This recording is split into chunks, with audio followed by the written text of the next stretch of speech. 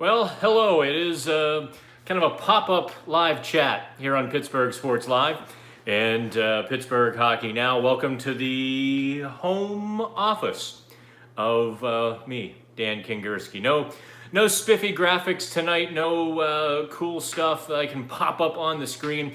Wanted to do a live chat though, just because I actually haven't done one in a couple weeks, and also because tomorrow is just going to be a bit of a hell day. We're already tracking a few names, several names that have either called the Penguins, now that the Penguins have a few bucks, or whom we believe the Penguins have called. This is really interesting, in fact, that we've got this crossing of sources going. So, and the Penguins are moving very quickly. They're throwing feelers out there, and it's very difficult right now to determine exactly what's a feeler, what's a legit conversation, and what's heavy, intense, getting close to being done. So, hey, I see some chats already popping up. I appreciate you all jumping on real quick tonight. So you saw the first name I just published about half an hour ago, maybe an hour ago now, around 8:30 Eastern time, and that was Anton Stralman of the Tampa Bay Lightning. If you're unfamiliar, look, I don't expect everyone to watch every team and know every player. I mean, hell, at this point, because I'm so ingrained in Pittsburgh hockey now, I don't have a lot of time to watch other teams like I used to. I used to literally watch. I mean, before Pittsburgh Hockey Now, I kid you not, I would probably watch 300 games a year or more, not counting the playoffs. Once the playoffs started, good Lord, you add another 100 games to that. I used to have a notebook on a lot of players. Not the case so much anymore, but this is why I've got a scouting service, and this is why I've got a lot of people around the league that I trust, and I pick up the phone and I call and say, hey, what's, give me the scoop on this guy, not just your average garden variety scouting report. Stralman is a bit of a prototypical Swedish defenseman. He's real silky smooth. He moves the puck fluidly. It's just kind of a harmonious game. Where Anton Stralman falls short is he's not very physical. He's not very strong.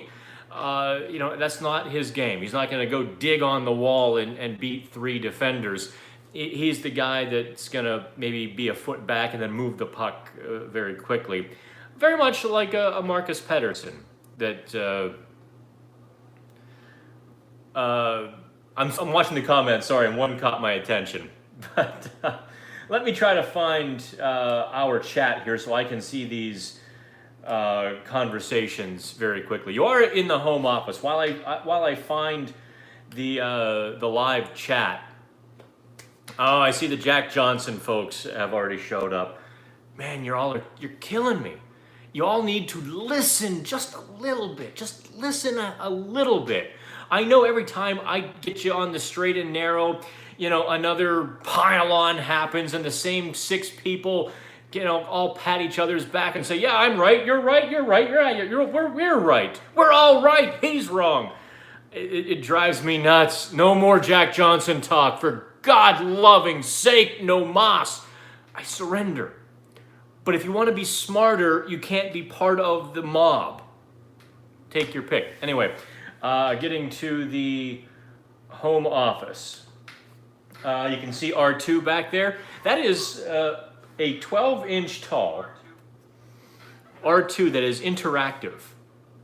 So if I say R2, hide and seek, it will actually play hide and seek with me. And it will talk to me, which unfortunately, anyway, we're not going to get into my personal life. You can also see the Johnstown Chiefs, that little metal thing here. This thing actually was made for me by the cleaning guy of the Johnstown Chiefs. Struck up a bit of a friendship with him. I strike up friends with friends in low places. I didn't strike up a friendship with the owner or the business manager. the cleaning guy and I were best buds. And he made this for me. And I still have it 12, 13 years later, and it's cherished. So Jerry, if you follow me and you're out there, brother, thank you. You can see my bike helmet out there. Yep, I do like to talk to my droids. You can see Mario. Let's see, you can see Mike. Oh, knocked it over. There we go. Beaker. And some family pics behind me. You can tell they're old because that's my son up there. He's about 3 in that picture. He's 22 now. So that's where we're at. Let me get...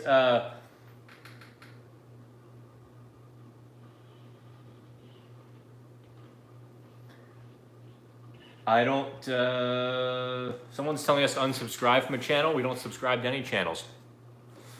I'll check into it, though.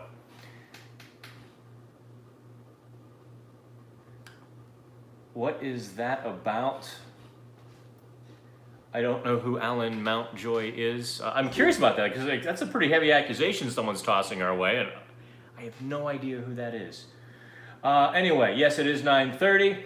Me and you, King Gursky, being a voice unafraid of saying what's unpopular is often a lonely place. Very much is, eh? Hey, Jim, how are you? Amanda says, GMJR did wrong. First thing I did was go to your Twitter yesterday for the scoop. I couldn't believe you weren't there.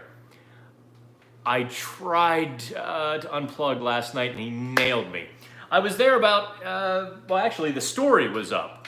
I wrote it on a friend's phone, but my phone was dead, and I wasn't switching his Twitter account. You're just going to have to live without me for once in a while, huh? Sorry, Amanda.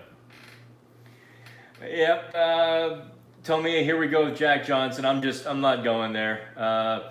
The thing, though, is if they sign a defenseman, someone else has to go. It would have to be Johnson or Goodbranson. Actually, Dante, Anton Strawman is a right-handed defenseman.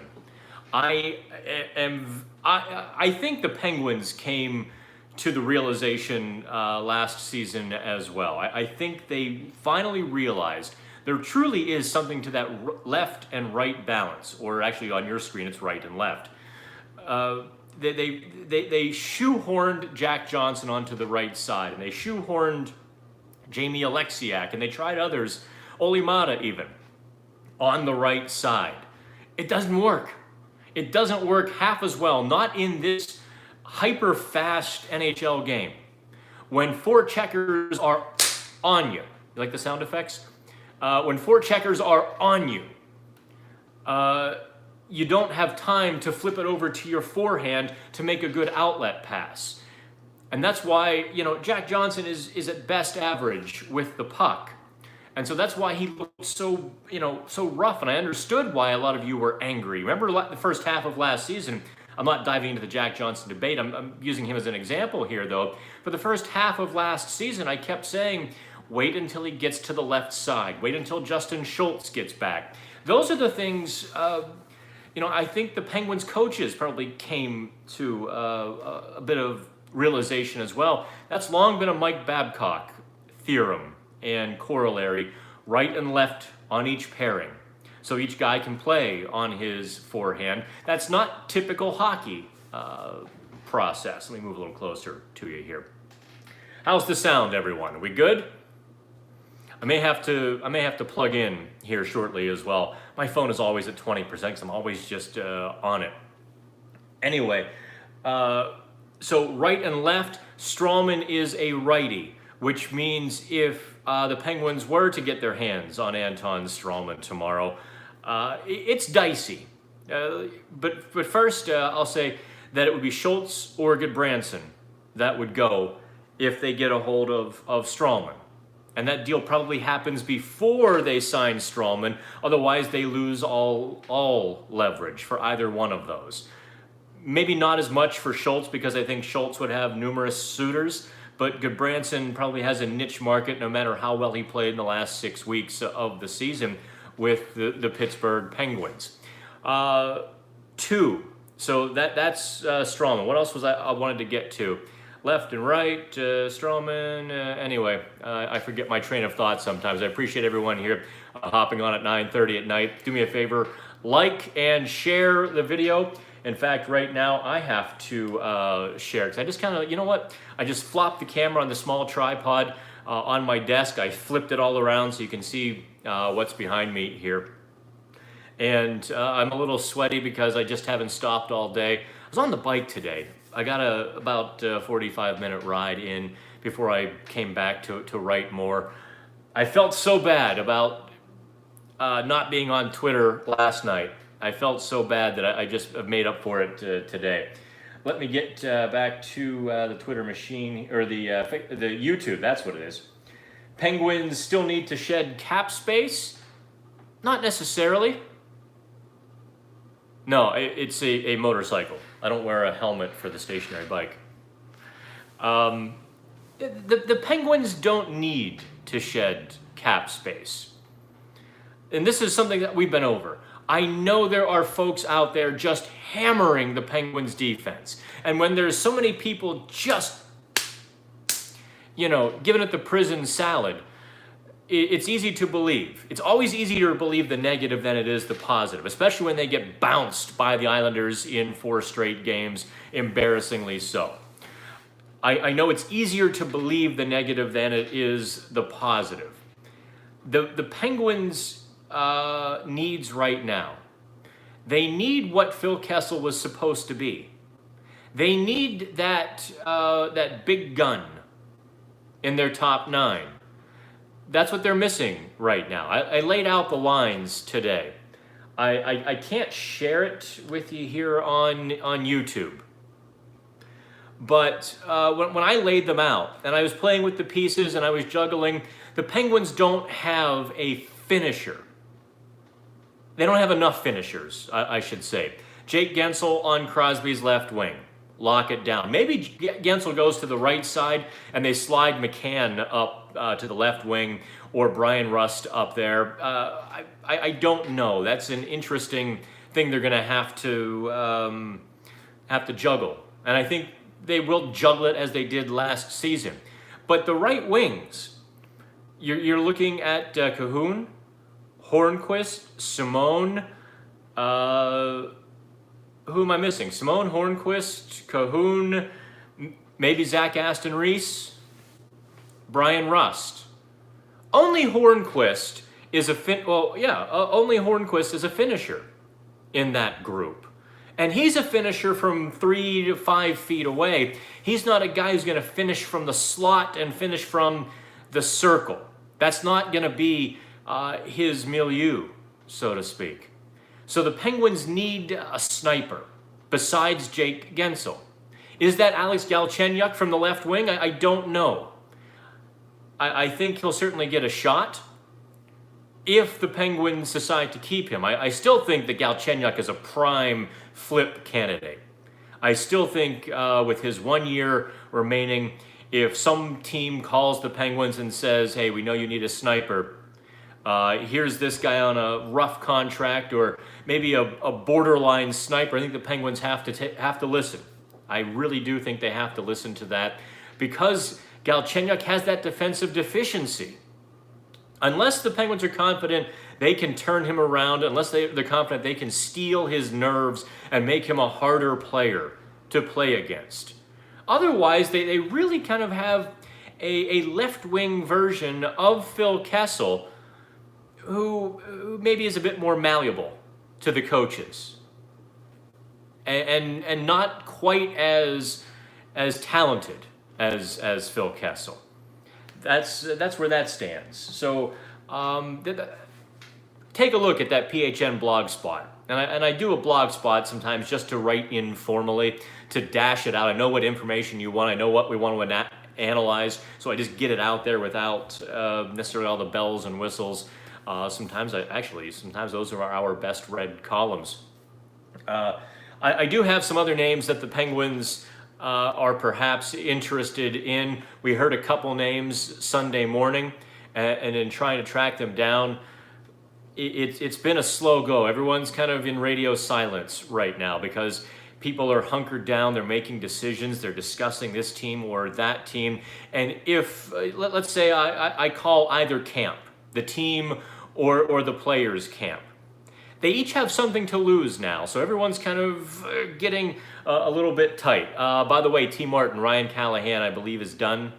Degenerative back disc issue. Callahan is retired for all intents and purposes. He's going on long-term injury list so that Tampa Bay can recoup that money. Let me get back to the comments here. Yep, Dan talks to his droids. That's the only people who talk to me sometimes, you know what I'm saying? Johnson isn't going anywhere, so the Pens are going young from a business perspective, trying to stay relevant while starting the post-Big Three transition over the last 3 to 4 years. Let me get to that, Sean Barber, very astute. Look at the Penguins lineup. Jake Gensel, Dominic Simone, Dominic Cahoon, Brian Rust, Zach Aston Reese, Alex Galchenyuk, Nick Bjugstad, Jared McCann, Teddy Bluger. I think that's everybody. That's 9 guys, the oldest of which is Nick Bjugstad at 27 years old. Everybody else is 24 and below, although I think Galchenyuk just turned 25. So everyone else is 25 and below. That entire crop is coming into their own. So if the Penguins can find a way to add a sniper, they're younger and faster. It's here. It happened overnight while everyone was complaining about Jack Johnson and defending Phil Kessel. It went and it happened. Isn't that kind of crazy? Let's see here. Literally, as soon as people bring up Jack Johnson, I'm done with the conversation. Says it's Walt Flanagan. I kind of feel you on that. Yep, it is my late night show. Actually, you know what? If you all want to do more late nights, this is when I'm awake and this is when I'm alive. Is late at night. Penguins won the deal for sure, says Dagan84. I don't know. Given the fact that the Penguins literally had one team they could trade Phil Kessel to. They had one. They did extraordinarily well. Jim Rutherford played poker. He played his 2-7 hand, which is the dead man's hand, by the way. For those of you not affiliated, you don't know poker, there is no worse deal you can have than 2-7. There's nothing you can do with it, except maybe flop a pair of 2s or a pair of 7s. Oh, I see some other questions. I'll get to that, Medina. Remind me of that if I don't get to that in the next 60 seconds. But Rutherford played poker. He got something of value from Arizona. He didn't have to hold back salary. Give Jim Rutherford an A+. Did they win the deal? No. Kessel is better than Galchenyuk. They might win the deal if Pierre-Olivier Joseph just lights it up. And you know what? There's a chance. My initial Phil Kessel analysis column was very positive for Joseph. Then I got some negative thoughts and comments sent our way through the back channels like, hey, Dan, pump the brakes on this kid. He's got some warts and some flaws. Okay, that was fair. But I'll tell you this straight up. A defenseman who can skate and move the puck, who's 6'2", you've got enough raw materials to work with there at the next levels. You give the kid a couple of Kalen Addison's cheeseburgers, you get Sergei Gonchar in his ear, and all of a sudden you very well may have a top 4 defenseman with a high ceiling. Joseph was a first-round draft pick in 2017. Don't forget that. And Arizona does draft extremely well, so that puts some stock in that too. All right, Medina says, Dan, out with it, Simmons or Perry? I wish I could tell you our sources on the Corey Perry stuff, because believe me when I tell you, they should have been in the know. They are in the decision-making process. Unfortunately, the Penguins, Jim Rutherford works a little bit differently. Jim Rutherford, the knock on Jim from some people who've left the organization are that he doesn't involve everybody well enough that he can sometimes go rogue or go maverick on his own. So when I reported about Corey Perry, it came from very good sources in the organization. Very good. Rutherford kind of shot them down to Josh Yohe in The Athletic. Rutherford said, not interested. And I talked with Josh about his conversation with Jim Rutherford. Unfortunately, Pittsburgh hockey now is not granted those on-the-record conversations. So I kind of have to build pipelines and go for holes and you know, lots of different backdoors to talk with the Penguins organization at the highest levels sometimes. And I guess I'm admitting that I do that now. And props to PHN for, you know, being recognized in that sense. But if Jim Rutherford said not interested on Corey Perry, I tend to think that is true. On Wayne Simmonds, we were the first to go there. We heard from external sources. Then we heard from our internal source that there was a conversation, at least. And the tone of that conversation with Wayne Simmonds was this. Hey, maybe later we have some bigger fish to fry. If you guys get a great deal on July 1, go ahead and take it. Don't wait around on us. But if you're still around in a week and we get some things solved, maybe we'll have a second conversation. Take from that what you will. That's just the way it was categorized to us. It wasn't necessarily aggressive interest, but it wasn't a no either. And so that, I think, you know, I don't know how to write that any better than we did. I massaged it, I parsed it, I tried to offer you the tempered take that Simmonds truly was maybe, you know, and leave it at that. Based on who told us about Corey Perry, if he doesn't sign tomorrow or if he doesn't get a big deal, I truly do think he would be a fit for the Penguins. If he can prove he's healthy, and that's a giant if, right? I mean, I would not be above asking him to meet me at a rink somewhere and making him skate.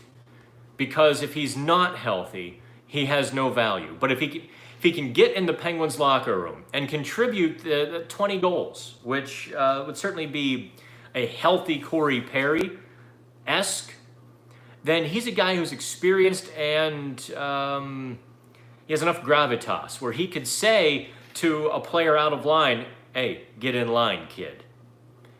That kind of stuff is valuable. So take it for what it's worth. Jim Rutherford said not interested, and I take that at face value. I also know things can change, and I also know Rutherford has been playing poker. So do I say 100% no chance? No, I probably say 95% no chance on Corey Perry. I would put it at 75 to 80% no chance on Wayne Simmonds. I haven't heard of a lot of interest, like serious, intense interest. Some of those goofball Twitter sites or Twitter accounts have been pumping Corey Perry to Dallas. Even the Penguins still. And I know you get all upset or excited. Just let him go. Truly let him go. Where did I put my charging cable? 1 second.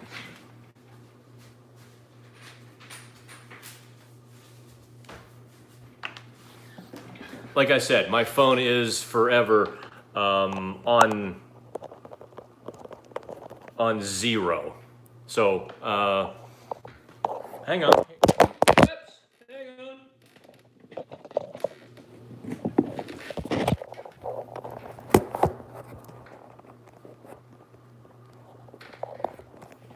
We still there?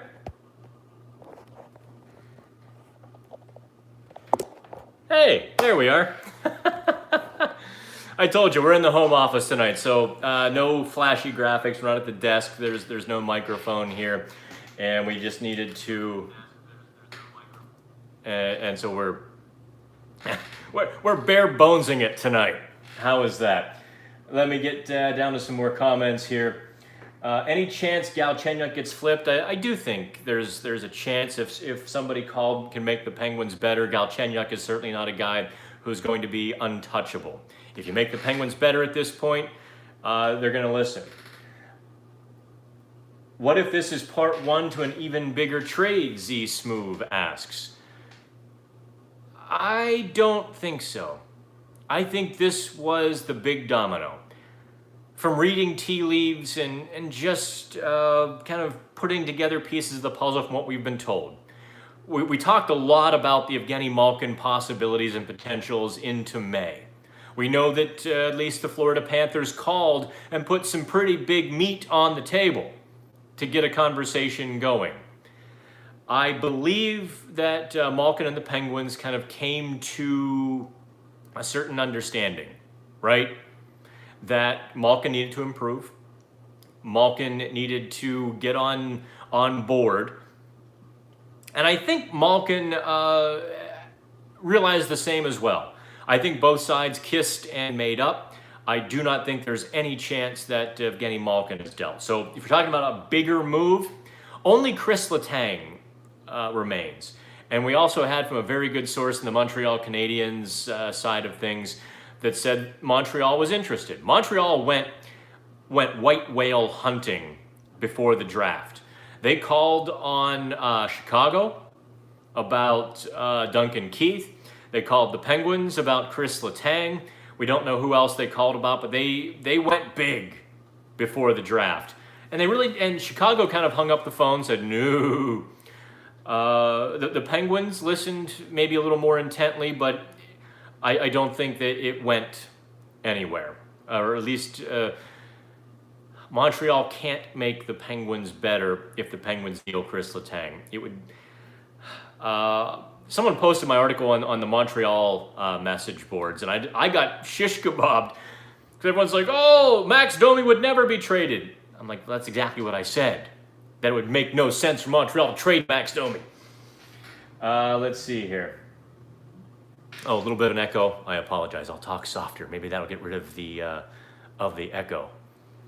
Oh yeah, we are in a room here, and I've got like nothing soft on the walls, no carpet on the floor either. Opinion on Duchesne to the Preds. Matt Duchesne he's not Derek Brassard Part 2, but he certainly is not as awesome as he's being portrayed. I think he would be a good number 2 center in Nashville, but if you're paying your number 2 center 9.5, $10 million, that makes him that makes him almost a number 1 center, and then you need 75, 80 points from him. I don't think Duchesne is that 80-point guy who is also a 200-foot guy. So opinion, it's probably the best fit for him, although, hey, listen, don't sleep on Montreal going after Duchesne. In fact, Montreal probably needs Duchesne more than Nashville, and just take it for what it's worth, right? When a team needs you more than the other team needs you, that usually means a bigger offer. Let's see here. Let me go all the way to the bottom for the chat. Do I like Nathan Legary? Loved him in the scrimmage, Olivier.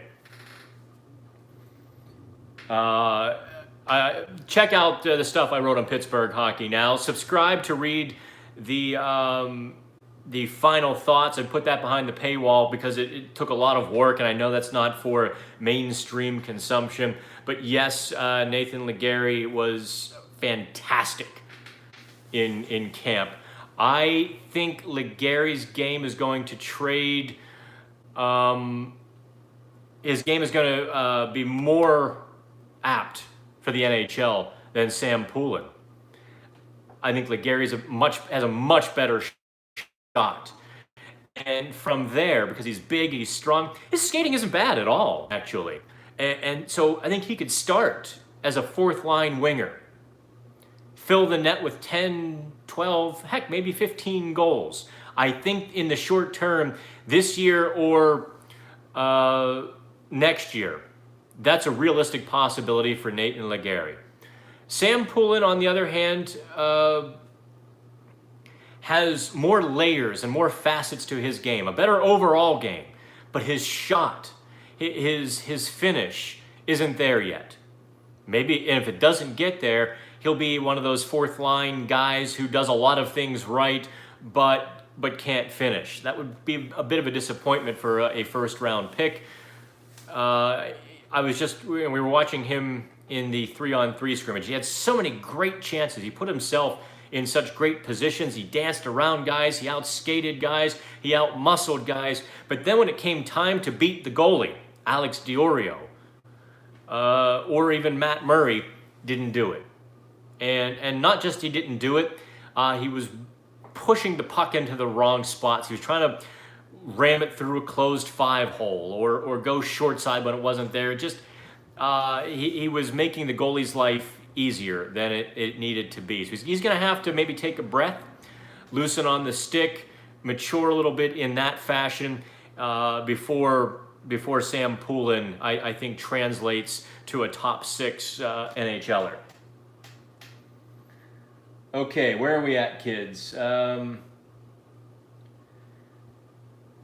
Really liking Jordy Bellerive, 55555 says.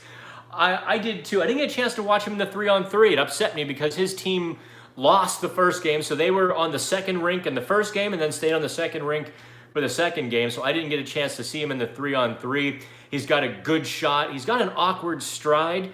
I think a year, maybe 2 years in the AHL are going to do Jordy Bellerive a world of good. Unfortunately, I could also see him maybe starting his journey in Wheeling for a little while, because Wilkes-Barre is actually going to have more talent than they've had in a little while too. I'm not sure where Jordy fits. I know he's got a good shot.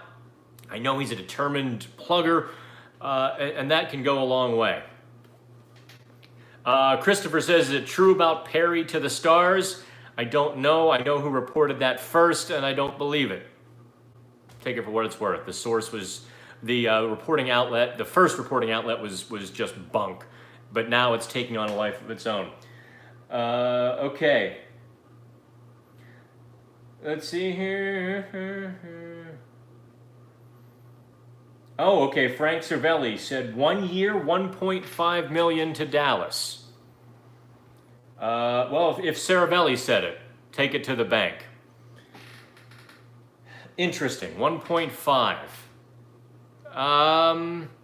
That's probably about 50% more than I think the Penguins would have been buyers at, and I don't think the Penguins wanted to buy for a couple weeks, if at all. So there you go. Jay Poops, he says, I think the Penguins should trade Bukestad. Why? For Sam Bennett. Okay, why would Calgary do that? I just don't think he's fast enough or good enough defensively to be our third-line center. I think he's carried by Simone and Horny. Jay Poops, let me correct you on a couple things. One, Nick Bukestad is tremendous defensively. I mean, A-plus defender as a third-line center. I mean, he's probably better than Nick Bonino. He's not as rowdy. And because he's bigger, he doesn't look as fast either. So both his defensive play and his speed maybe get camouflaged a little bit because it doesn't look as fast. But I assure you, he gets to where he's going very quickly. He defends very well. What Nick Bukestad doesn't do well is finish. He is a career 8% shooter, 8.4. He had 1 year when he knocked down 11% of his shots. Otherwise, he's an 8% guy, and that's really not very good. So I'm looking to see what he and Hornquist can do. Let me fix my shirt here. I thought they were really good. In fact, they were spectacular last season, Hornquist and Bukestad. If those two get it going, and they'll have chances within that 5 and 7 foot net range. they each could easily pop well over 20 goals because they allow so few goals. You know how many 5-on-5 goals they allowed when from the time they were united in late February to the end of the regular season? You know how many 5-on-5 goals they allowed? 1. It's insane. Don't undersell Nick Bjugstad. Let's see here. I was thinking of Malkin or Letang being traded, says Smooth. What about something along the lines of Rust, Johnson, and a second for Zucker? Let me. Well, I'm just opening the vault tonight. Yes, Brian Rust has every reason not to buy green bananas. Let's put it that way. And Brian Rust knows this. Rust is no dummy. So yes, the Penguins very well could move Brian Rust. Who signed for $3 million yesterday? Someone signed for 3. Very similar Brian Rust type player, and it's escaping me. But anyway, it just kind of drew into the contrast that Rust is a bit overpaid as well, unless he can begin to finish just a little bit more too. Rust has to get to that 55 point mark to earn that 3.5. 50 points would do it with how aggressive, how tenacious, how well he plays defense, his penalty killing, his forechecking. He does a lot of things, and his versatility in the lineup as well. Okay. A lot of speed at the scrimmage. There was. I mean, there really was, wasn't there, T. Martin? Donskoy or Gustav Nyquist possible, Christopher asks. Boy, I think both would be a fit with the Penguins, wouldn't they? I can't say that I've heard those names internally, though. It doesn't mean that Jim Rutherford hasn't placed some calls tonight and is disrupting plans. I think Donskoy is looking at Colorado pretty heavy. I think that's the way I interpreted our colleague Adrian Dater in Denver, who reported that earlier today. I think that's where it was headed. That I think he likes Colorado. There's a few suitors for Donskoy, including Dallas. Dallas was all over everybody. They're making it rain. Let's see, who else here? I saw myself doing that. I'm sorry. Let's see here. Dan, I would have rather seen Rutherford try to trade Hornquist in this trade than Kessel. Listen, y'all. No. Hornquist is a guy who is blood and guts. He's a guy who had a bad second half last year, but has otherwise never failed to score less than 20 goals. He is a guy that just brings up the locker room. He's a guy that brings people up on the ice. He makes his lines better. He does things that no one else can or will do in the dirty areas. You lose a lot with Patrick Hornquist. He's not that old yet. I know everyone goes nuts because he's 30 and he has 4 more years. Look, how do I put it nicely? That's kind of fan fiction, that Hornquist should be traded. You know, that really is kind of a runaway fan fiction right now. Let me get back down to the bottom of the chat here. Mike Hoffman has 36 goals last season. Maybe we can trade for him. Probably not. He would cost a pretty penny. Okay, I don't care about NBA free agency. I just got to Nyquist or Donskoy. By the way, if you really want your questions to be read, you can always hit that tip jar down there too. Put $1 in there, and that puts your question right on top, and it won't move. Keith says, I'm thinking the Penguins would like to get more grit in the lineup. What are your thoughts about Tanev or Connolly or Ferland? All of those guys are actually off the market. Connolly is in Florida, 3.5 million, which is a bit of an overpay on him. Furland is north of 5 million. He's actually going to get closer to 6 from what I was told. Dzingel is not gritty. Dzingel really is... Oh, you know what? I didn't mention the second free agent name that we heard. And the name we're going to bounce off of you tomorrow morning when I publish this. Alex Chiasson. That's the second name. We talked about Anton Strawman in the beginning. Alex Chiasson is somebody on the radar. He had 38 points last year. He's a guy who can, he's really at heart a fourth liner, and that's where he's spent most of his career, but recently he's been getting more opportunity in Edmonton. He even played alongside Connor McDavid, and it wasn't just a one-game one-off or a quick necessity. He actually stuck around a little bit. So he's a big guy, 6'4". He can move bodies. He can play that honest, gritty game in the corner, Keith. So keep your eye on Chiasson. That 38 points might net him $2.5 million, maybe even $3 million. And that probably puts him out of the Penguins' price range. If he gets like north of 3, he doesn't have enough of a history or pedigree to expect him to be able to continue that kind of production. Although, if they got him on a short-term deal, and he looks at the potential of playing with Kessel or Malkin, maybe he takes it. Maybe he takes a 2.6 or a 3.9 kind of contract. Let's see what else we got here. I saw a rumor Pens wanted Anton Strawman. Any truth? Biggie asks.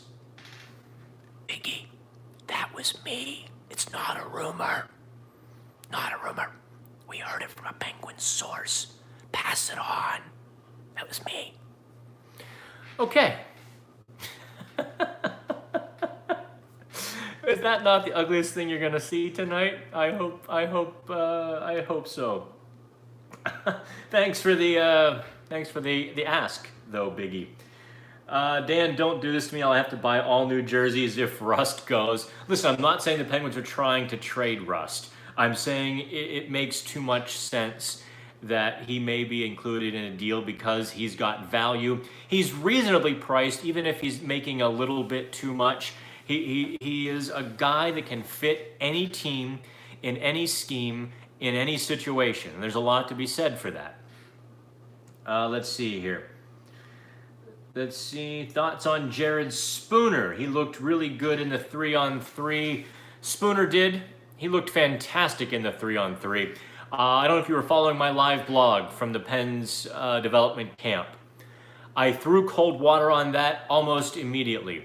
Because remember last year's development camp, and the Penguins were short on prospects. The older college players have such a distinct advantage that it's impossible to judge an older college player who's 23 is Spooner. It's really impossible to judge him when he's playing against 18-year-olds, 19-year-olds, who are kind of out there a little wobbly-legged, a little nervous, what have you. That's a problem. Now, Spooner, from what I saw, certainly probably earned a contract and maybe some AHL time. I think he would be very good in the ECHL. He probably earned a look in the AHL as well. Who is King Alpha, and why are you having to delete him? Anyway, Mutation, I appreciate you moderating tonight. By the way, Mutation, if you don't have a subscription to PHN Extra, DM me. I'll make sure I get you one for your efforts during these live chats. I appreciate that. No on Dzingel. I just think he doesn't play that honest enough game. I think push comes to shove, he gets shoved. I don't know that Dzingel is where the Penguins want to go. Galchenyuk, Malkin, Kessel would have been amazing. For the other team, I really would rather see Horny go to Arizona than Kessel. No. Okay, where are we at here? Let me get back down to the bottom for the chats here. Did Kessel request a trade last season or not? The back and forth today had me confused. Kessel said no. Rutherford said yes. I don't know. I honestly don't. You know as much as I do in that sense, because you really have two guys, two words. Do I believe Kessel requested a trade? Yeah, I do. On this one, Jim Rutherford, I gains nothing by saying that. Perhaps he misunderstood Kessel, who was whining. Or, Kessel, you know how Kessel is, right? Kessel's just a different bird. And maybe Kessel was opining out loud to Jim Rutherford, didn't mean it to be a formal trade request. I don't know. That's me just trying to figure out the situation. The reality is those two guys and Kessel's agent, Wade, are not. No. And I don't think anybody's ever going to know the real story there. Have you heard anything regarding... My eyes are watering up. Forgive me, I can't read so well. Ben Chariot or Brandon Tanev, haven't heard a thing about either of those two. Not to say it can't happen, right? Look, at this point of the week, we are on free agency eve. The Penguins are now running at full speed, when all week they were telling free agents to be, hey, we love you. We can't sign you. Hang loose, or if you don't get a great deal, come back to us. Maybe we'll be able to do something later. They really had some short and sweet conversations with some free agents, letting them know that they, appreciated them but couldn't. Everything changes now. And if the Penguins had talked to, say, Tanev or Chariot earlier in the week because they're going to be inexpensive, well, now everything changes again, because now the Penguins have a few bucks, and they might splash most of that money on one Anton Strawman, or half of it on Alex Chiasson. So everything has changed. What might have been true on Wednesday probably isn't true tonight. When do you expect the Pens RFAs to sign? Ryan asks. Very good question, Ryan. I know they're getting antsy. They have 3 weeks yet. Aston Reese has arbitration rights. I don't think Pettersson does. Or do I have that backwards? Either way, the free agents, or the restricted free agents, will probably sign beginning later this week. I expect some conversations to begin. Fortunately, Pittsburgh hockey now has a pretty good handle on those processes. So as news breaks, I believe we'll be the one to do that on the Penguins RFAs. And that's all I'm going to say about that. Let's see here. Faye says, we need to trade Johnson, in my opinion. I liked Branson for the last 2 months. Him and Pettersson were a pretty good bottom pairing. I will give you this.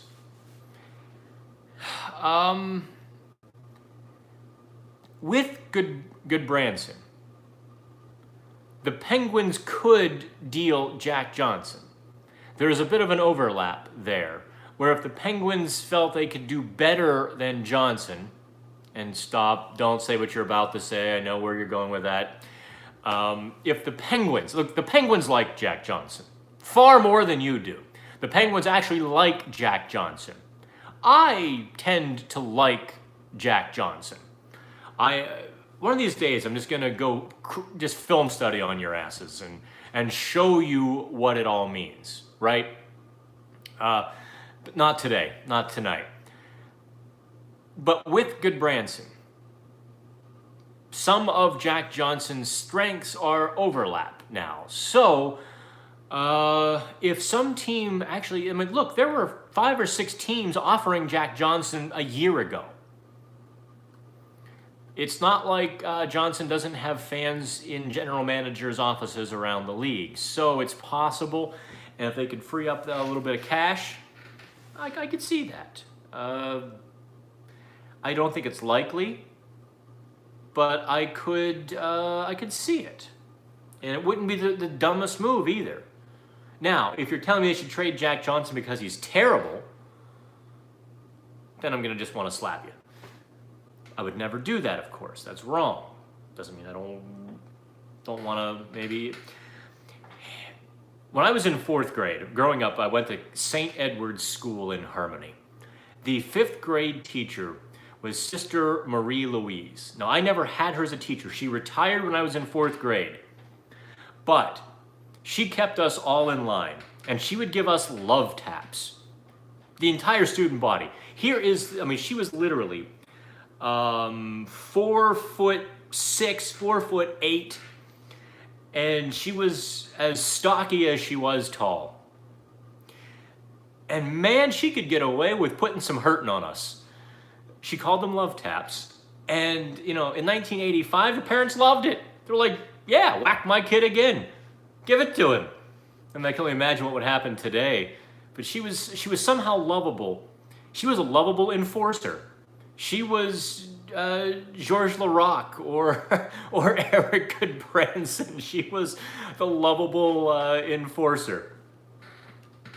But so when I say I'd like to sometimes smack you, you know, it's a love tap.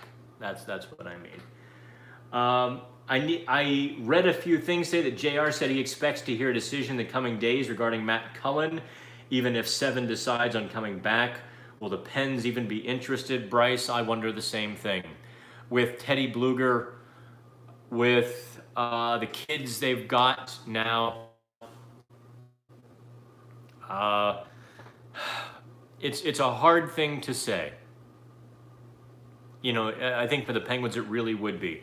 They would really have to be cold in this moment and say, Matt, we love you. No room at the inn. Now, if Bluger is just screwing the pooch by late November, you pick up the phone and say, Matt, we need you. Come on back. You know, the Anaheim Scott Niedermayer strategy. Remember back after Niedermayer won the Cups in Anaheim, was that 06, 05, 06, I think it was. Then the next several years, Niedermayer didn't start his season until December. He would kind of hem-haw his decision. He'd watch some hockey in October, decide if he wanted to come back. He came back in a couple straight Decembers.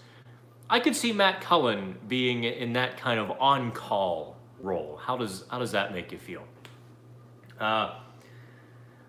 Let's see here. Teddy Bluger should be the 4th line center. He's not effective on the wings. Smooth. I agree with that wholeheartedly. I thought Teddy Bluger was a bad winger. No question about it. Time to move on from Wilson and Cullen.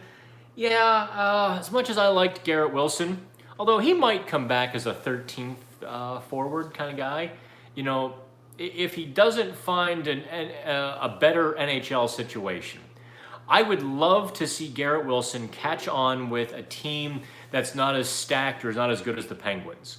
I'd love to see Garrett Wilson continue to play in the NHL, not the AHL. That's my hope for him, personally. Get that NHL paycheck, man. You've ridden enough buses in the ECHL. You know, suffered enough in the AHL. Get you some. I'd love to see Garrett Wilson stick in the NHL. I don't care how good or bad the team is. I'd like to see him there. I don't think the Penguins are the right fit for him, unfortunately. Let's see here. Third pairing with Goodbranson. Oh, Jack Johnson. Okay, I see a conversation going on. I'm going to have to skip past this, boys. What is Riikola going to be for the Penguins this season? That's very interesting. I don't know. You know, there's an expression in hockey. Let the players decide. I very much could see that being the case. Look, if Riikola can outplay Jack Johnson, if Riikola can outplay Pettersson or Goodbranson or heck, even Justin Schultz, then Ricola gets in the lineup. But that would be a big step forward. I tend to see Ricola as a spare defenseman right now. Maybe. But again, I don't know where he's going to be next year, so let the boys decide. Let's see what he's got. Dan, a Hockey Strategy 101 type series might make good summer content. It would make fantastic content, but nobody would watch it. Everybody thinks they're at 401. Nobody would watch 101. Come on, Mutation. That would require a little bit of open-mindedness or saying, let me learn something from Kingursky. No, not gonna happen. Let's check the bottom of the board. Just to recap, the two names we're hearing in free agency tonight, or actually the earlier today, Strawman, Alex Chiasson. I'm sure there are more. I'm sure that's an evolving list. Those are just two names we were able to get our hands on, on Sunday. Don't say Kingursky said they were going to sign. Obviously, a lot of other teams will have their Jake Gardner. No, I know who put that out there, and it's not a reliable source.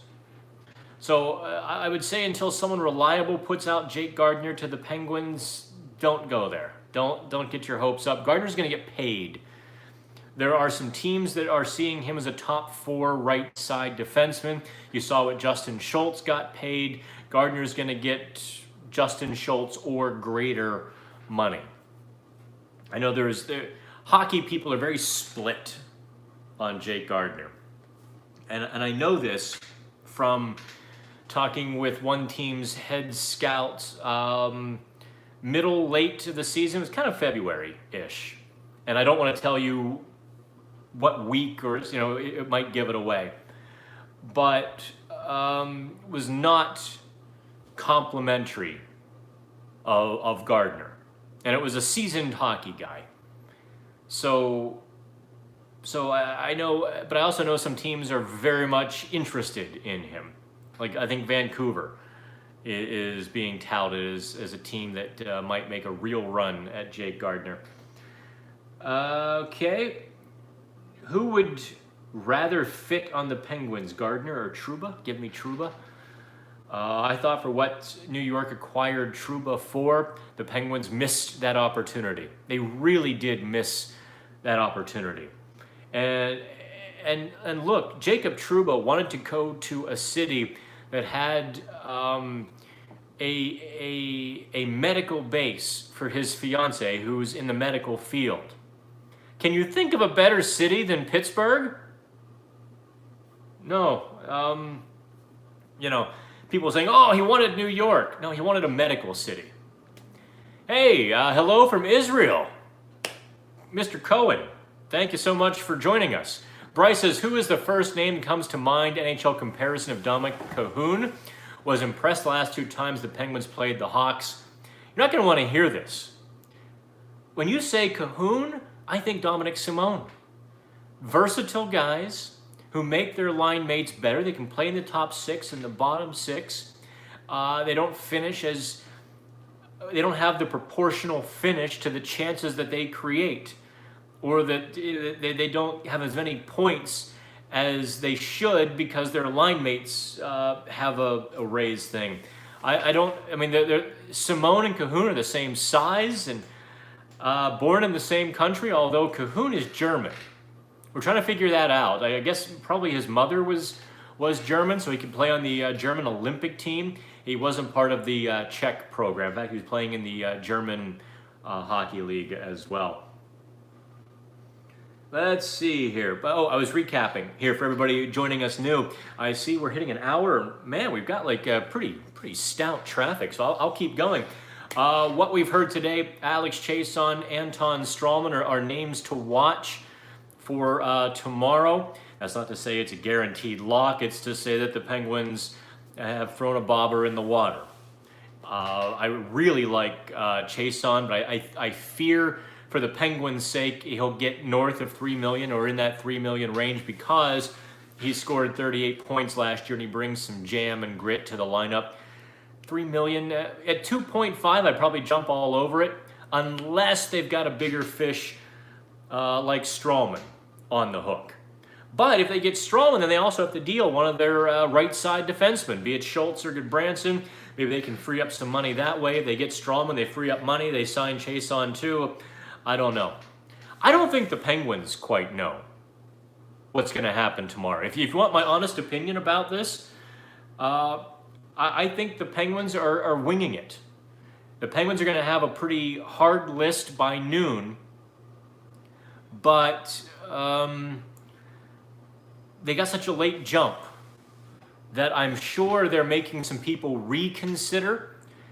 And when that's happening, you get surprised by a couple answers yes and a couple answers no, and then you start having to make decisions. So I think the Penguins could be a real fly in the ointment for the whole process tomorrow. Let's see here. What was an experiment? Anyway. I cannot donate money. Is there another way to do what? Is there another way to do what, Avatar? I'm not sure what you mean by that. You can certainly ask a question. I can see them there. I just might miss it. Have you heard anything regarding Tristan Jarry and what the Pens might do with him this summer? Very good question, Bryce. Happy to answer that. Here's some inside dirt. Penguins don't know. That's the best I can tell you, is the Penguins have to make a decision. And we know that teams have called about both Casey DeSmith and Tristan Jarry. We know that the Penguins probably have to deal one, unless they want to carry 3 goalies. I tend to think that the Penguins are waiting for that right deal with Jarry. I think they're... But truth be told, listen, think of it now. That's in the short term. That's this summer. That's easy to say. That's probably I probably shouldn't have said it that way, because now take a step back. Look at the bigger picture. Next summer, Matt Murray is a free agent. And there is worry within the Penguins organization that Murray's going to want big-time franchise goalie money. So what happens then? I don't think Matt Murray is a $10 million goalie. Actually, I don't think any goalie. Look at the playoffs. I mean, Jordan freaking Binnington, Tuukka Rask, Peter Mrazek, Curtis McElhinney, Max Jones. Who am I missing? Who was in the Western Conference? Who did St. Louis beat in the Western Conference final? San Jose, right? Yeah, Max Jones. So you have good goalies on good salaries, but you don't have any Carey Prices, at the top end of the pay scale anymore. So,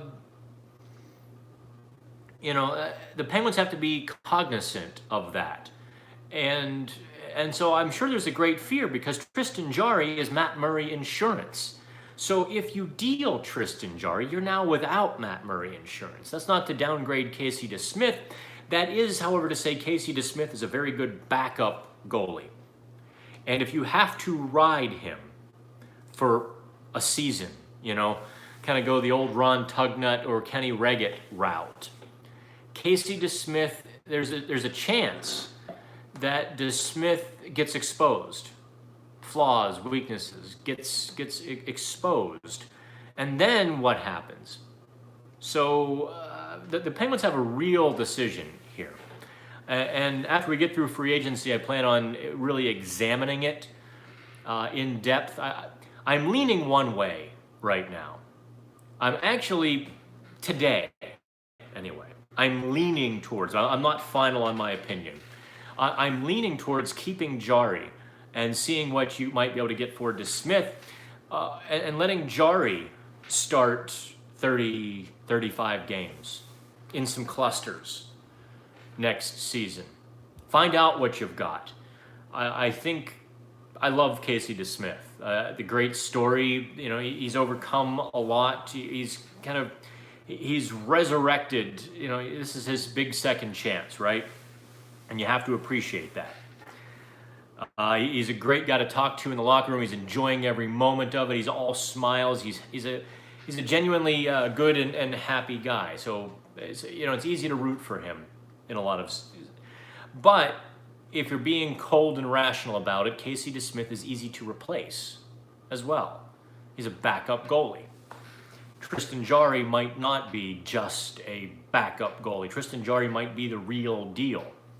Ergo, again, I might change my opinion when I write my official column later on. Okay, depending on how this season goes, might make sense to deal Murray. You know what, mutation? Anything goes at this point, right? John Connor. I think we're done winning cups, but I think we'll be faster in play with more possession. There'll be a stronger identity. With Crosby and Malkin in the middle, you're never sure if you're done winning cups. You've got a puncher's chance with Crosby and Malkin. If they get a sniper, a second sniper besides Jake Gensel, one for the other lineup, and with Hornquist, all of a sudden you've got that mix again, like 2016. Let's see here. Pens make a trade instead of signing a UFA. It's funny you asked that, Jason C. That was the column I wrote while watching the Formula One race this morning. Is that the Penguins would be better off making a trade. And I listed 3 candidates. And I didn't publish it yet, but maybe I should. In fact, that's probably one of the things I drop tomorrow morning in addition to the Alex Chiasson article. By the way, if you're watching this still, like and share the chat. Also, like and share our articles. The more you do that in social media, the more Google thinks we're awesome, and the higher Google puts us up the rankings ladder. The higher they do that, the more clicks I get. The more clicks I get, the more revenue I get. The more revenue I get, the more stuff I can do for PHN. The more traveling we do, the more I can have Shelly do, the more I can pay her. I'd love to, pay her more. One last Redbeard plug on video. Go to Redbeard's. I don't know what the Sunday special is. I know Taco Tuesday, all you can eat wings. Thursday, what is Thursday's special? I forget. They have a pretty cool special on Thursday too at Redbeard's. And I am becoming a fan of a beer list I can pronounce. I've grown weary of getting a 7-page beer list. First of all, because I've had all of them. 2, it's because so many of them taste the same. 3, it's because they're always out of the ones I order. Let me try this one. Oh, we're out of that one. How about this one? Oh, we're out of that one. How about this one? Bartender's like, no, you really don't want that one. That's not very good. Like, why the hell do you have a 7-page beer list? Just, I'll do just fine with the 7 to 10 beers. And I had a really good pale ale today from East End, by the way. Where was I? I was at Mario's in Shadyside today. I had the Pedal. It's a pale ale from East End. Fantastic. Just a hint of citrus in it. Wasn't an IPA, which I liked. Can you, Cole's notes, talk about Olivier Joseph from the Kessel deal if you haven't already? What do you mean by Cole's notes? Cliff notes on, on Pierre-Olivier Joseph. Here's the deal on the kid. Lightning fast, 6'2", active in all 3 zones, good puck movement. Those are the positives. The negatives are he's inconsistent. He's not so good in the defensive zone yet. And he might be active in the defensive zone, But sometimes, sometimes a defenseman, a young defenseman who's fast can be like a dog chasing a parked car, right? They take this guy, then they take that guy. They can just get everywhere, so it doesn't work out so well. Also, because he's young, he's not so strong, so he's not good in the battle areas just yet. My initial reaction was he could crack through sooner than later, break through into the NHL lineup. If, we'll get a look at him. We'll get a look at him I guess we'll see him in prospects camp. Or rather the prospects tournament later in the summer. Let's see here, okay.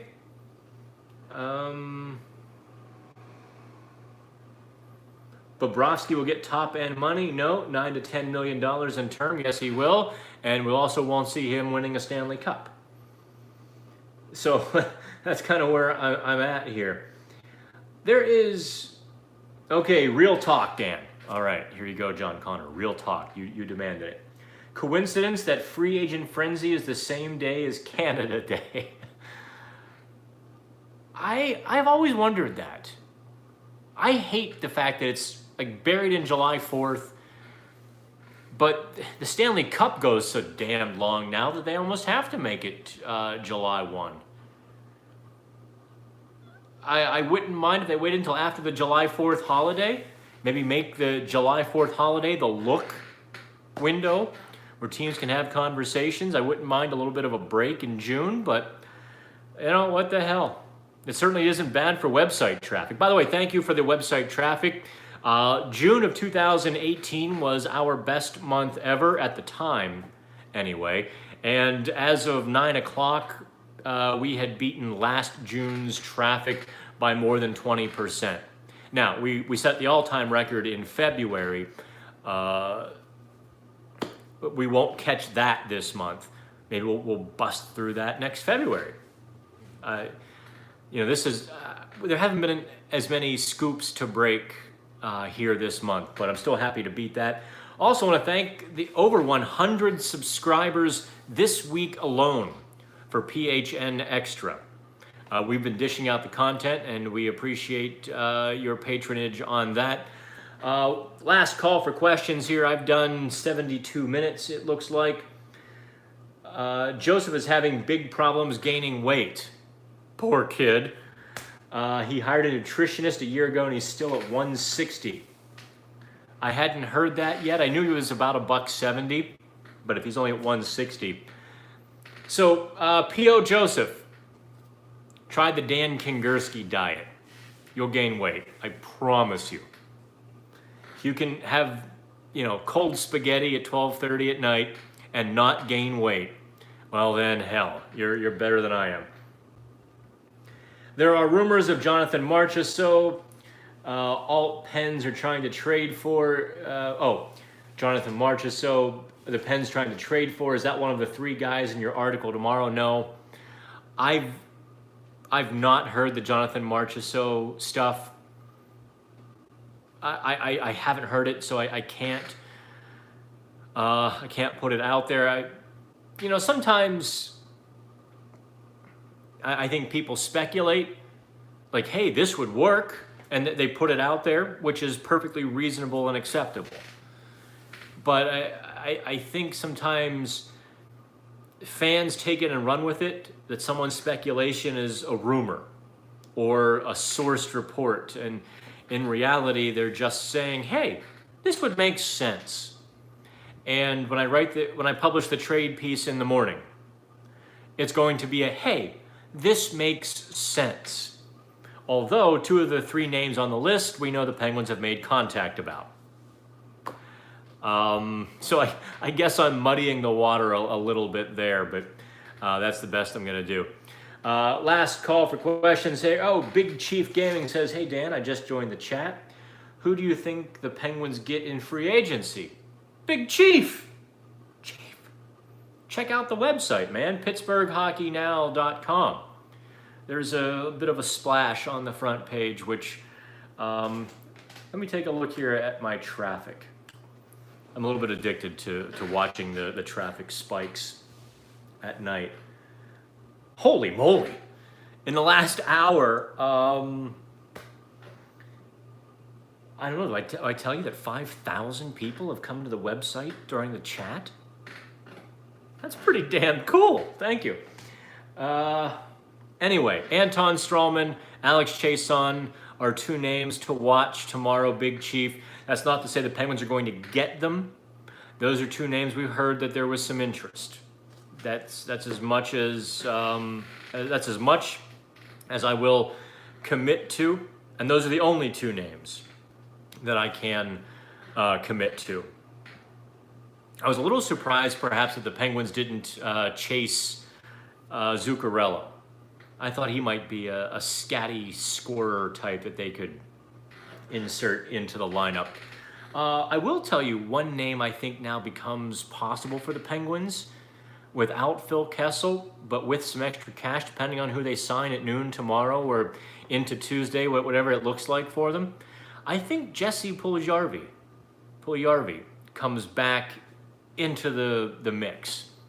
Now, we were told a week ago that the teams had contact. The Penguins didn't like the price tag.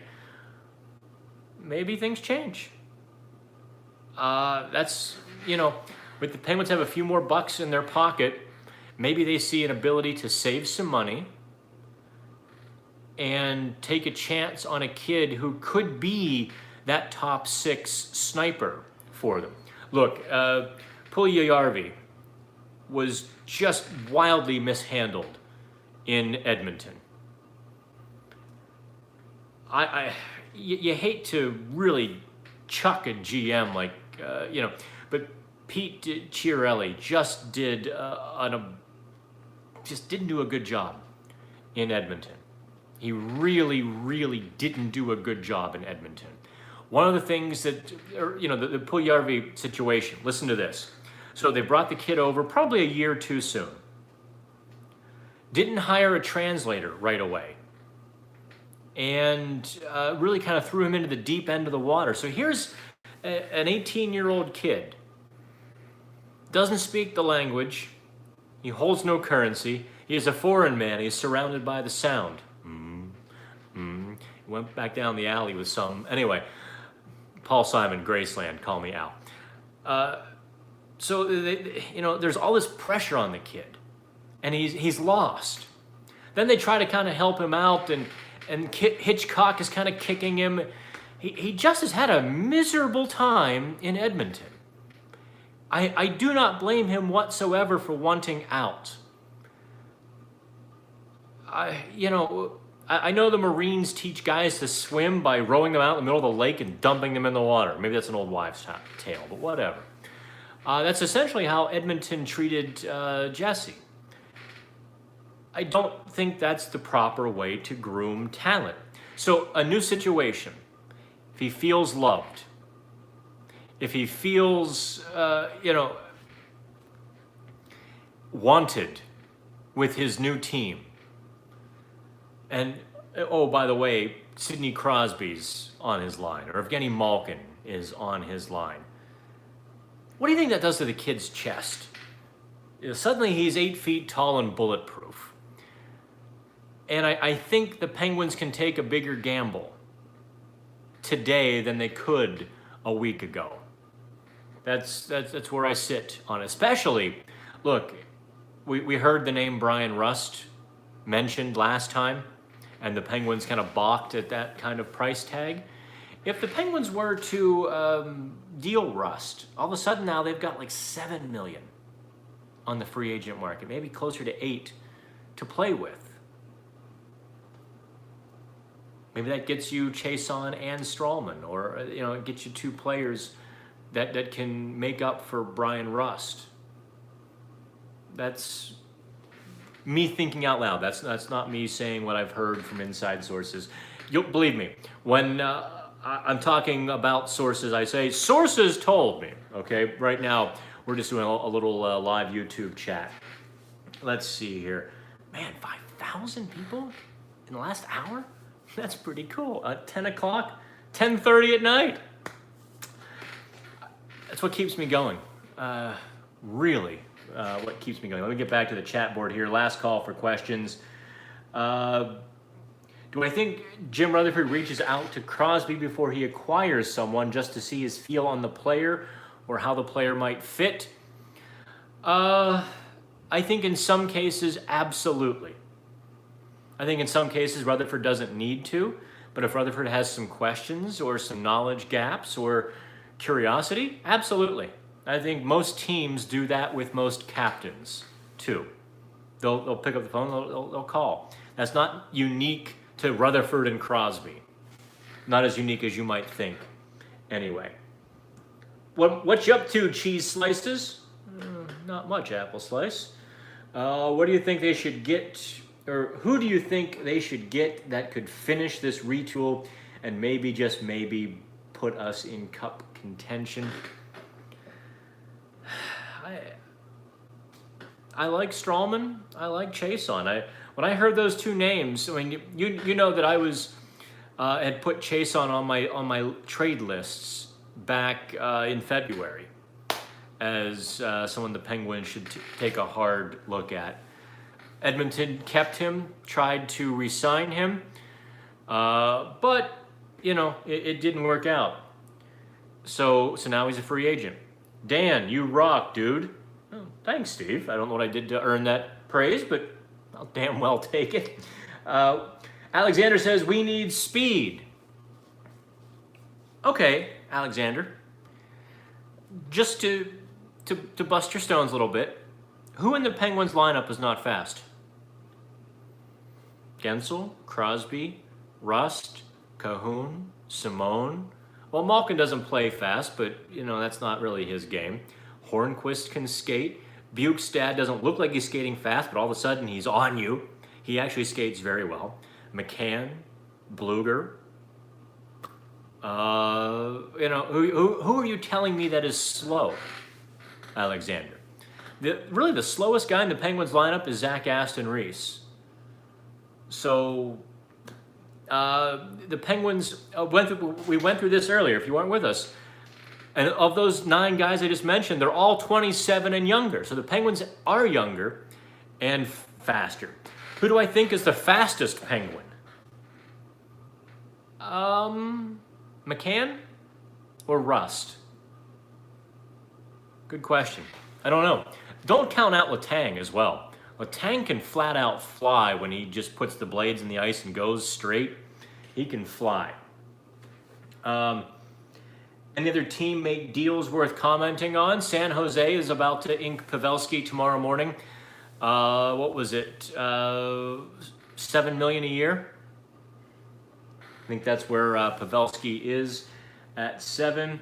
Tampa's still dangerous. They looking any different? I think Tampa has kind of fizzled here. Rob says, I thought Zach Trotman played well last year with him, Ruedel, Ricola, 7-9 D-men. Doesn't it make sense to trade a top 6 D-man?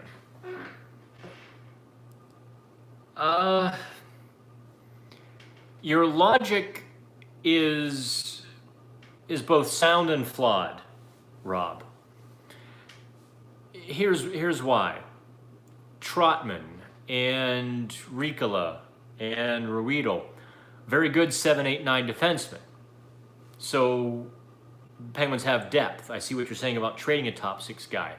Now, the flip side is Ruedel, Trotman, and Ricola are good 7, 8, and 9 defensemen, not necessarily top 6 guys. Ricola might be. Trotman and Ruedel are 7s. And I can see the Penguins carrying 2 spare defensemen again, one righty, one lefty. Trotman, Ruedel, lefty, righty. Whoever goes down, insert that guy. A lefty goes down, you put Trotman in. A righty goes down, you put Ruedel in. That's what I could see there. William says, sorry I'm late to the party. Geez, I've only been doing this for about 84 minutes, William. Do you see the Penguins signing Michael Ferland? No, I don't. Ferland's going to get north of 5. You're probably going to get about $6 million. That's just, no, not. And I think Ferland is one of those contracts that GM's going to regret in a couple years. He was a non-factor down the stretch for Carolina.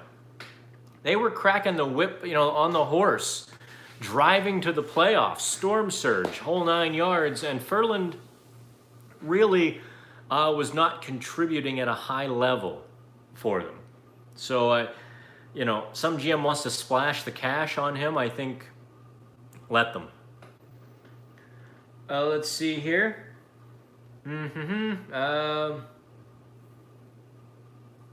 I believe the Pens right now, this is from Feifei, look fine on the offensive side. Defense, someone said it, the core needs to change.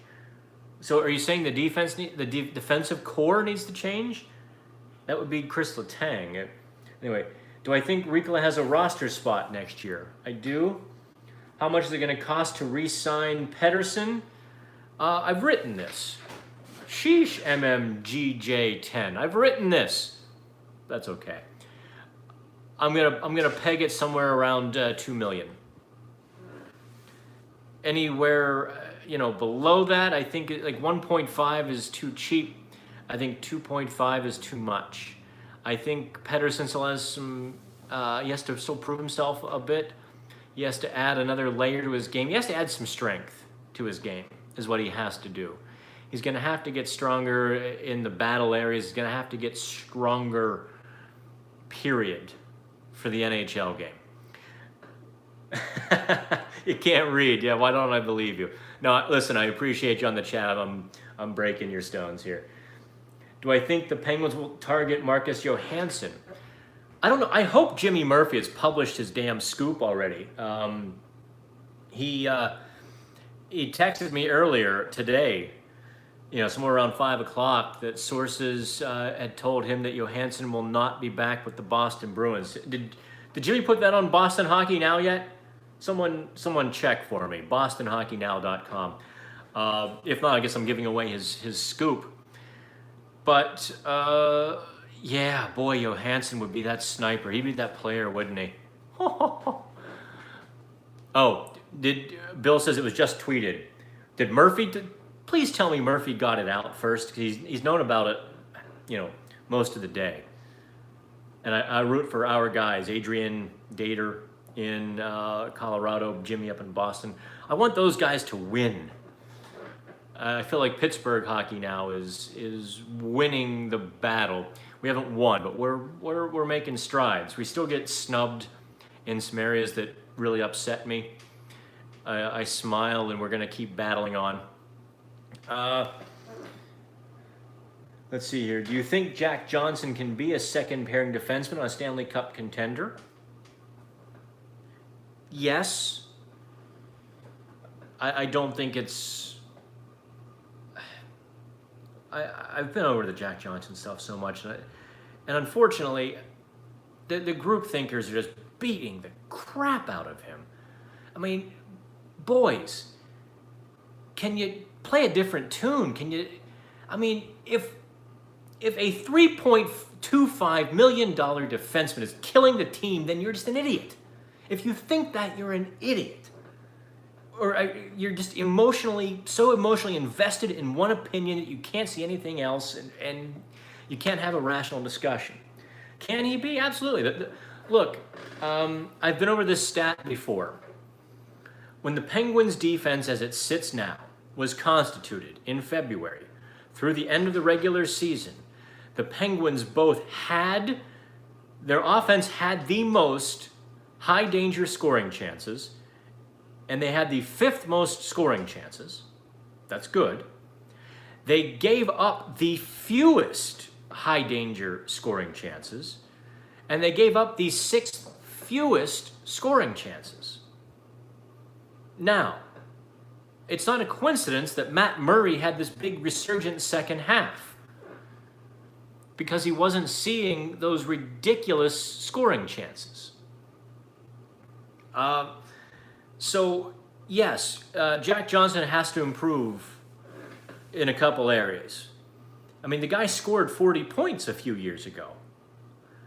He can't be as bad offensively as he was this past season. 13 points, was it? 1 goal, 12 assists. It seems like so many of his shots were blocked. He's got to be better offensively. Now, having said that, he was very good defensively when he got to his left side. So, yeah, I mean, look, for what some of these guys are saying to be true and writing to be true, Mike Sullivan, Jacques Martin, Jim Rutherford would have to be complete idiots. Now, I know as a fan you can feel that, but really think down deep, is that true? No, that's stupid to think that. Do I think the Penguins should sign Simmons? I don't think that's going to happen shortly. What we reported was kind of taken out of context a little bit. There was a conversation. It wasn't long. It wasn't intense, deep interest. It was maybe. We can't do it right now. The Penguins were still pursuing Zucker at the time, still trying to deal Phil Kessel, and they were honest with free agents about that.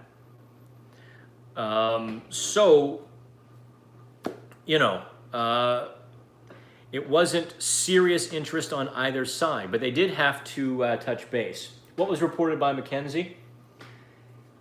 CBJ reportedly offered Panarin $12 million for 8 years, and it's going upward. McKenzie just put that out there. Wow. Your move, Islanders. How much would it take to sign Johansson? Probably 4.5, right? $5 million. I think that's where we're at with that. 4.5 seems.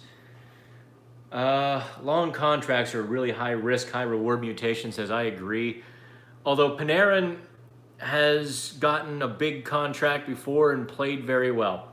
All right, you know what, kids? We've done 90 minutes. I have to get to my keyboard and get writing. It's already 11 o'clock. I have to write, and I have to do some accounting for the National Hockey Now folks, so people get paid tomorrow. So last question, Benjamin asks, where do I think Galchenyuk slots in? Where did I put him today? You know what, Benjamin? You have to read my article from earlier today. Hop on to Pittsburgh Hockey Now. The article was analyzing the Penguins lineup. I laid out my best guess for the starting lineup on opening night. I don't recall if I had Galchenyuk on the second or third left wing. Actually, I think he makes more sense in the third line left wing with Bukestad and Hornquist, where they could take care of him and he could finish a lot of that. But if he goes on the second line left wing with Malkin and Simone or Rust or Cahoon or McCann plays on that third line left wing, well, you know, that's not too terrible. So do me a favor, if you've enjoyed tonight, give me that big old like. Subscribe to PHN Extra, please. We always like money. Oh yeah, I like money. So there we go. A little Idiocracy reference. Kids, have a good night. I will see you mañana. I'll be live in Cranberry tomorrow covering the free agent frenzy at the Penguins practice rink, which is where Jim Rutherford will be holed up. If I could install some spy equipment, I probably would. We can't. I'm kidding. But we'll be sitting there waiting for Rutherford. Have fun, kids. Take care.